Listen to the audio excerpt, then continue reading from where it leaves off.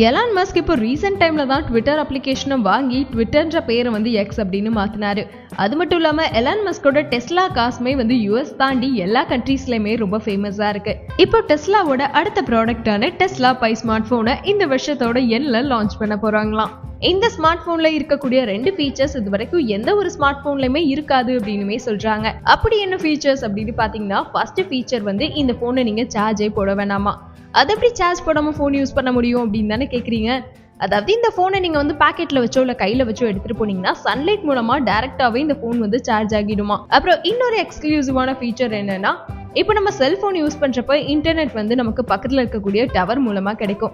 ஆனா இந்த போன்ல மட்டும் டெஸ்லா டெவலப் பண்ண ஸ்டார்லிங்க் சேட்டலைட் மூலமா இன்டர்நெட் ஃபங்க்ஷன் வந்து ஒர்க் ஆகுற மாதிரி செட் பண்ணிருக்காங்களாம்.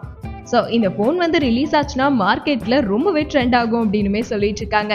ஸோ இந்த போனுக்கு எந்த அளவுக்கு ரீச் இருக்கும் அப்படின்றதெல்லாம் வெயிட் பண்ணி பார்க்கலாம்.